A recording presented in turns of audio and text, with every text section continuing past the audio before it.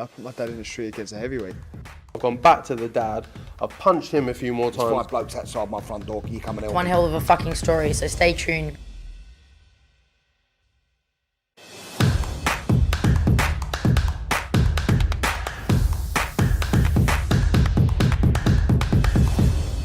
What's good, babies? IFL TV proudly sponsored by Velas. We've just had the weigh-in in Nottingham. Eddie Hearn joins me. It's nice to see you ditch the whistle and go for something a bit more casual today. We've got Parsons over there. He's going to have a pop in a minute. He says, you're 43. I said, what, a man can't go down JD and fucking buy some Jumpman? Leave it out. Anyway, yeah, did you get told off yesterday? Was the audio not good on our interview? Right, I was going to mention this. Apologies to all IFL viewers yesterday. The mic, we could hear you, which is the important thing, but we couldn't hear me. So Could have been asking me anything. I was thinking of asking you and saying, can you give Coogan a little excuse for When I me? saw you yesterday after the press conference and you came over and told me about the audio issues, you were like, can we do a bit tomorrow? And I was thinking you were going to ask me to do a bit again then. The answer would have been no, but welcome back. I'm here now. For a weigh-in where you've got two fighters jumping up weights, in terms, I know there was a little bit of pushing in the head-to-head with Terry and Hannah, but in terms of the weights and that, fairly simple and smooth weigh-in? Yeah, I mean, I think the two main event fights are interesting in terms of those jump up in weights. Firstly, Kid Galahad moving up 2 divisions looks great, you know. And I just said to Greg Marriott, his nutritionist, said there's a real perception about boxing that you need to boil down to the lowest weight possible and then rehydrate massively for fight night, and that's going to be a massive advantage. I'm not so sure, because I think it can affect your engine, I think it can affect your punch resistance, and I think it can affect your ability to train to the levels you need to in camp. I think of course you have to cut weight, but I think at the same time you need to fuel yourself through camp. You need to be strong. You don't want to be waking up Saturday morning, the day of the fight, after doing 10 weeks of work, saying, I feel exhausted, I feel frail. And I think for Kid Galahad, right now, he's thinking, blimey, I used to be 9 pounds lighter than this in my last fight. So this is a really tough fight. And I think I said to Kid Galahad, these guys have got to go out there and express themselves and entertain. Because the criticism for Kid Galahad maybe over the years is some fights have been a little bit boring. Sometimes he likes to grab and hold and move and counter punch. But I think at this weight, I think he can go out and actually express himself and enjoy himself. And Maxie's got to look good as well. I think Rankin Harper's a great fight. You know, I think it's a 50-50 fight because I think on an even playing field, Terry Harper, in my opinion, is the better fighter. But at the light middleweight, I think there's so many unknowns. And there's some really good fights on the card. Look out for Cyrus Patterson's fight. It's a massive jump up. And even Bracamonte against Soldakis, he's a dangerous fellow. He's 305 pounds. 75 pounds he's got on Soldakis. Janae Boston, Chev, all in good fights tomorrow night. I think we're going to have a good card. Just one thing on Kid Galahad and Maxi Hughes. Do you agree with Dominic Ingle yesterday saying at the press conference, look, for the loser, let's be honest, it's curtains? I think, look, Maxi Hughes has had such a great run, hasn't he, where it might be a bit harsh, but at the same time with Kid Galahad, he's coming off a defeat for a world title, defending his world title, but to lose again to Maxi Hughes, I think, you know, there was a moment in the changing room after the Kiko Martinez fight. It wasn't like this is the end for me, but it was like, we don't want too many more of these. If he was to lose tomorrow night, if he was to get stopped tomorrow night, I think he would hang the gloves up, but that's not his intention. I think he'll give us a good fight tomorrow night. Yeah, really looking forward to tomorrow night.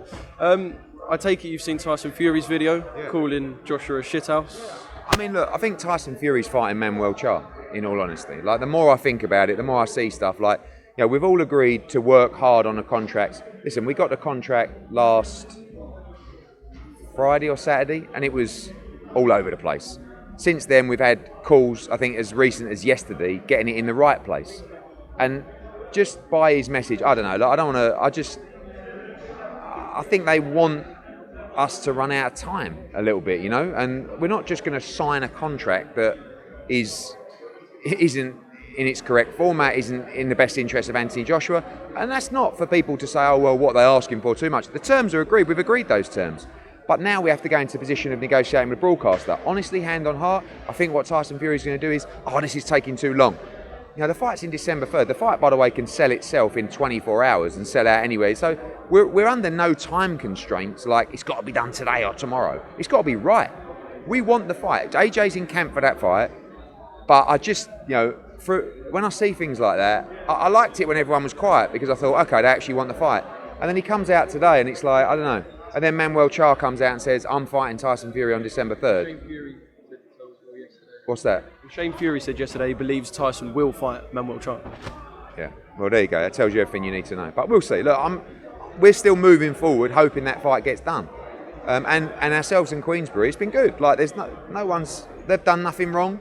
We've done nothing wrong. We got a contract that we didn't believe was in the right spirit of the deal, and they almost accepted that and made changes. And so we're moving in the right direction. But this is a few days in to receiving a contract. Tyson Fury saying sign a contract. It took 10 days to send the contract, or not 8 or 9 days to send the contract.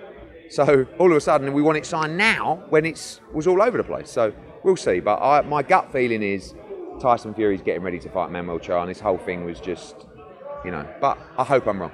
Do you think there could be a breakdown in communication between perhaps Tyson and the people doing this on his behalf? Because we know obviously George has been doing a lot of the conversations, George Warren. But the way George Warren spoke yesterday, again, I don't know if you saw that, it was that both sides are so happy with the way it's going and everyone's very content. And yet Tyson, that video was barely 10 hours later.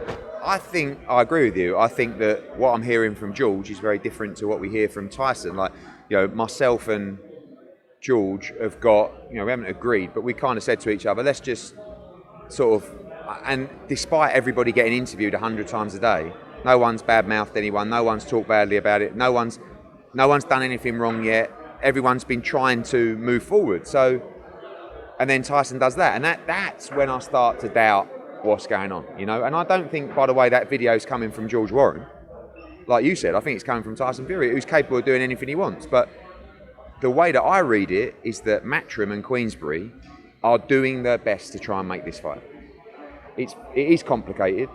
The Zone and BT still have to get into it, and that's, coming or starting. But the contract's got to be right, and that's what we're all, there's been a number of calls with their team. It's not like anyone's avoiding anyone. There's been a lot of proactive conversation. So myself and Frank and Sean and George and everybody will continue to work away, hoping to get it done.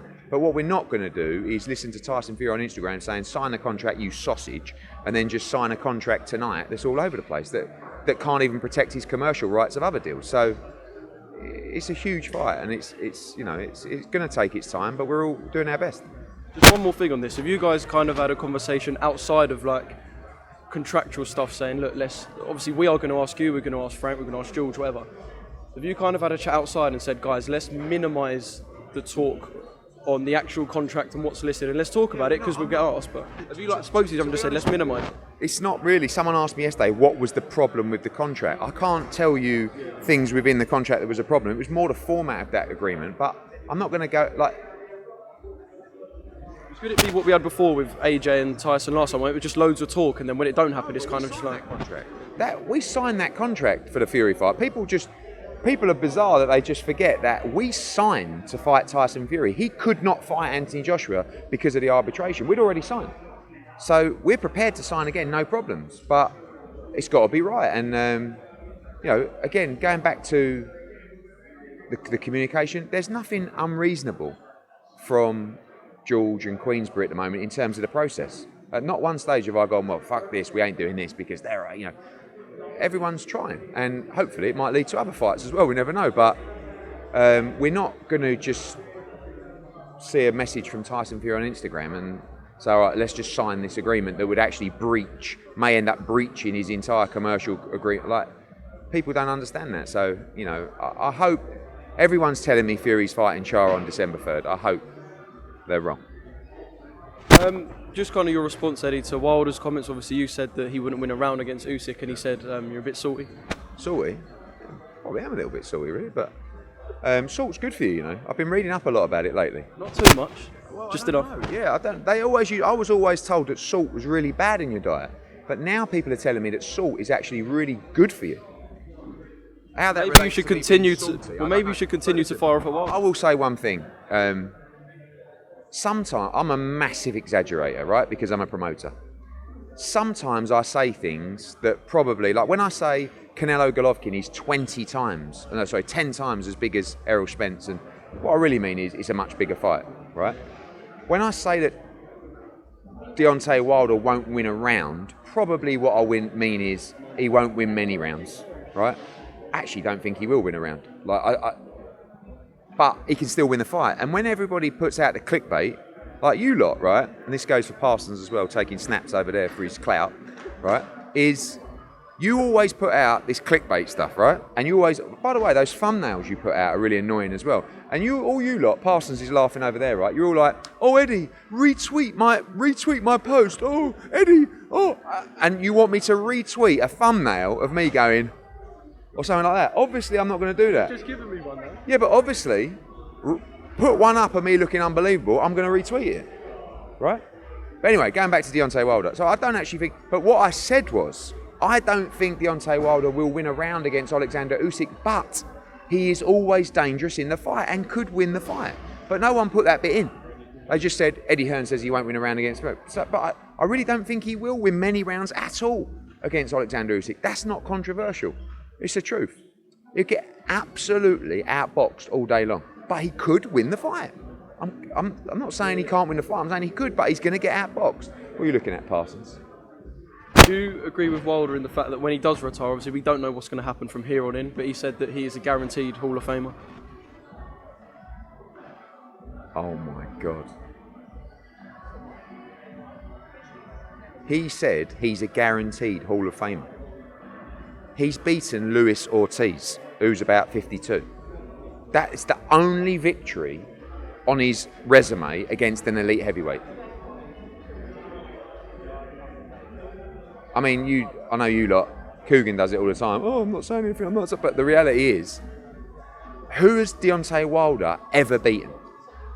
Dominic Brazil, who, by the way, weren't bad, 5 years ago. I'm not saying that's because AJ boxed him then, but he was finished when, and that was a great knockout, by the way. Stavern, I mean, that was an absolute embarrassment. Who else has there been? Eric Molina, definitely a Hall of Fame victory. Spilka, the cruiserweight that Derek Chisora knocked out in about 2 rounds. Mate, that is frightening that he's saying that. I'm saying, right, with the fights that Anthony Joshua has been in, with victories over Klitschko, with victories, unifications over Parker, with wins over Povetkin, with a rematch against Ruiz, right, I'm saying he's not Hall of Fame yet. I mean, Hall of Fame is something that really is about longevity. As good as Tyson Fury is, I'm not even sure he goes in the Hall of Fame right now. Usyk, I think, does, because he's been undisputed at cruiserweight. He's moved up and become unified at heavyweight. But Deontay Wilder in the Hall of Fame, I'm baffled. And I like Deontay Wilder. I think he's great for boxing. I'd love to give him a load of money. I really would. I've been wanting to give Deontay Wilder tens of millions of dollars for the whole of my life. In fact, that's the one thing I can never understand about Deontay Wilder is I've never met a man that don't want tens of millions of dollars. And even the other day, I reached out to their team and basically said, I would like to give you tens of millions of dollars. And they didn't even reply. So the whole thing baffles me. And now, when you told me that about the Hall of Fame, maybe that's starting to make sense. That they're just absolutely mental. Maybe so. He's got to beat Robert Helenius. Who, I mean, if he beats Robert Helenius, then definitely he should go in the Hall of Fame, yeah. You know? Usyk, Robert Helenius, who Dillian White won every round against Robert Helenius. Robert Helenius, who lost to Derek Chisora as well, by the way.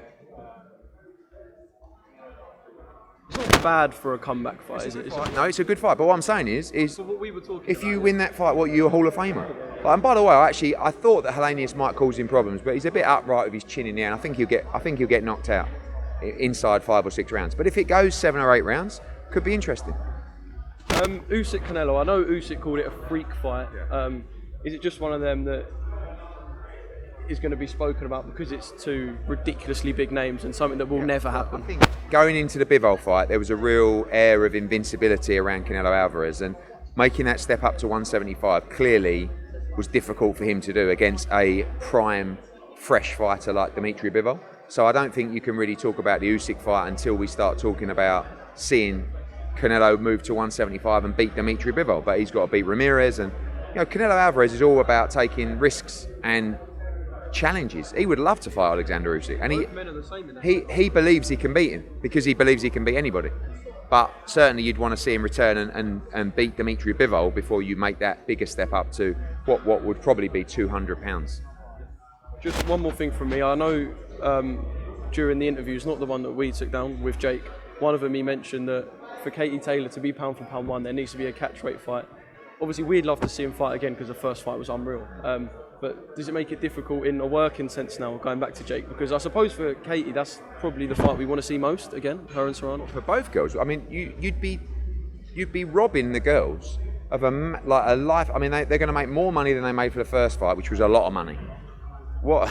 You wouldn't be doing your job for the fighter if you couldn't deliver that fight. Now, if Serrano doesn't want that fight, there's not a lot we can do. We're not going to catch weight. It's going to be undisputed at 135. But listen, Serrano's a great fighter, and she also is trying to become undisputed at 126. We've got the only champion left at 126 if Serrano wins this weekend in Erica Cruz Hernandez. So we'll see if we can help with that fight as well. But look, let's get the girls like a fortune and let's create another iconic event. That's the key. And hopefully we can.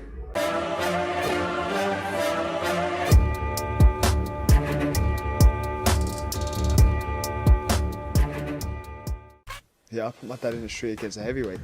I've gone back to the dad. I've punched him a few more There's times. 5 blokes outside my front door. Can you come and help One me? hell of a fucking story, so stay tuned.